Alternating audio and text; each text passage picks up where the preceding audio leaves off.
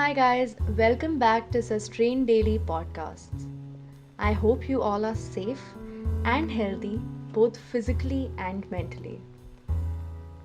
You know how when your mind is filled with a million thoughts and memories and you just can't process any of it? And then your head starts throbbing and you start feeling unwell. Now, imagine what our planet has to go through because of our shit. So, today we're going to be talking about simple preemptive measures we can take to decrease our waste generation. Before we go ahead, I just want to say that I've divided this podcast into two parts because waste management is an extremely broad topic. In the first part, we look at preemptive measures, mainly focusing on how we can change our shopping habits in order to reduce waste generation. Let's dive right in. Let's talk plastic. Needless to say, all of us know how foul and harmful plastic is. Every time I see plastic, I think of suffering sea turtles. And as horrifying as that graphic is, it serves as an effective wake-up call. We need to stop buying plastic. I admit this might be difficult to execute, considering almost everything we're used to buying comes in plastic, from soft drinks to fruits. So, we're going to be taking baby steps here. We're going to slowly cut plastic out of our lives.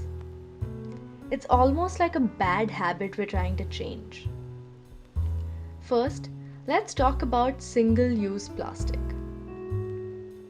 As the name suggests, these are plastics that are meant to be used once and then disposed of.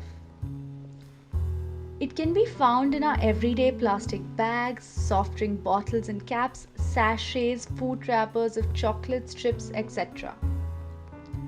To start off with, soft drinks and chips are anyway not the best option for our health. So, this could be like hitting two birds with a single stone. Figuratively, we don't harm animals here. Another main kind of the single-use plastics are the carry bags. As mentioned in the first episode, I carry my own cloth bags everywhere and it's great.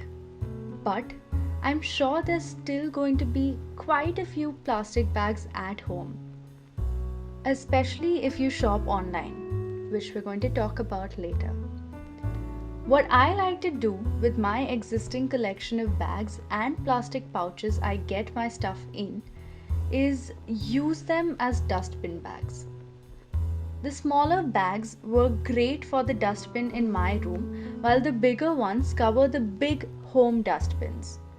Let's talk about vegetables and fruits.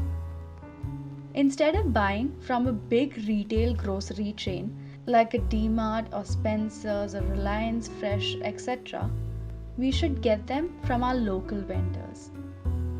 Couple of reasons why. First off, when we go to those big stores, we have to weigh every single item in a separate plastic bag. Even if it's a single cabbage or a cauliflower, we're going to have to put it in a plastic bag and put a sticker on top of it. Sure, some of these stores provide brown paper bags. But why use them when we have the option of not using any of it? With the local seller, we can carry our own bags from home or multiple bags if we want to segregate and buy stuff. Or even just like a huge bag would do, because the vendors don't care.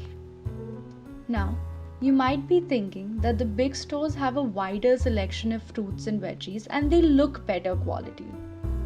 Well, that just means that they are not as natural and organic as we'd like to believe. Fresh produce should not be judged by their aesthetics but by their natural freshness. And our local vendors don't have the money to buy or even choose prettier produce. Going back to the point about wider variety, When a store offers exotic produce, chances are that they have been fed more chemicals than the rest because they have to endure a longer journey to reach us. The shelf life of any fresh fruit or vegetable ideally is less than a week or 10 days, but that wouldn't work well with the logistics of these stores. They have to source them, package them, and then offer them to the customers. As consumers, we start counting the days till its expiry from the day we bring it home. But what about the back end processes? Not to mention the increase in carbon emissions because of transportation.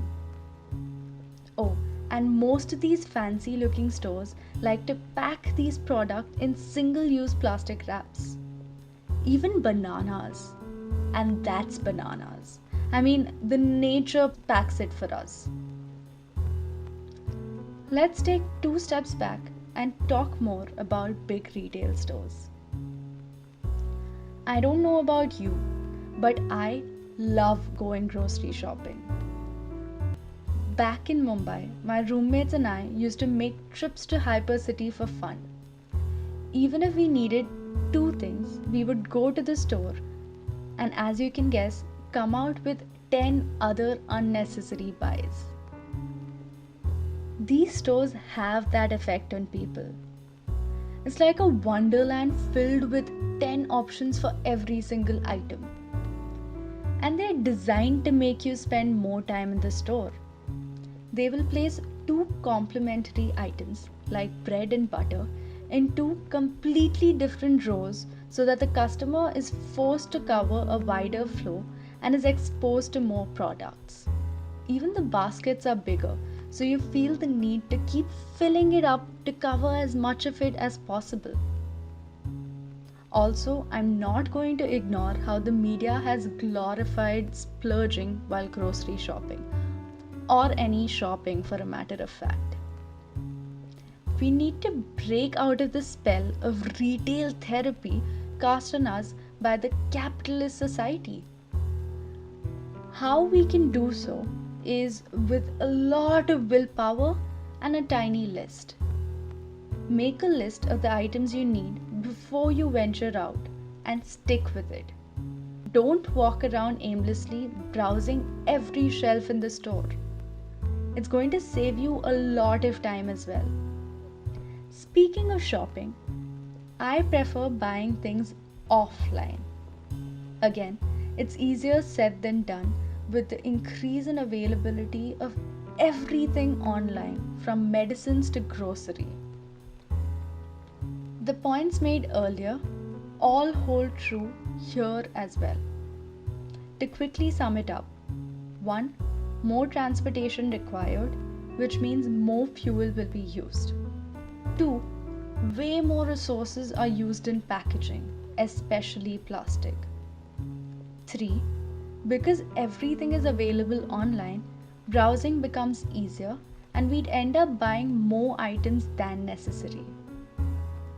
These are just general arguments against shopping online. I'm sure there are exceptions and necessities in this case as well.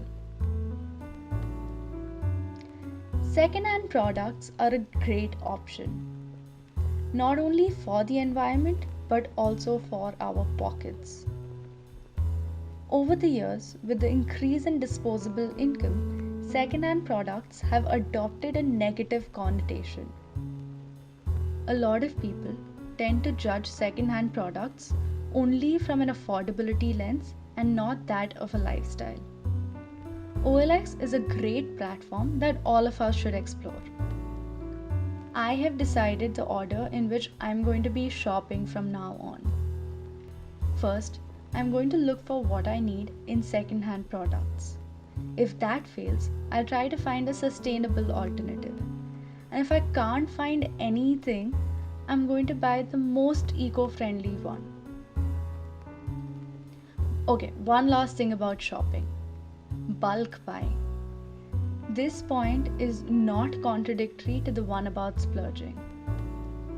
A lot of our essentials, like pulses and grains, have relatively higher shelf life and come in single-use plastic wraps. Buying in large quantities benefits us and the environment. For one, lesser plastic is going to be used in packaging and it's cheaper for us. And if we buy everything once for the entire year, we'll frequent the store less, which means lesser carbon emission. Now, these steps can help but not guarantee that there won't be waste.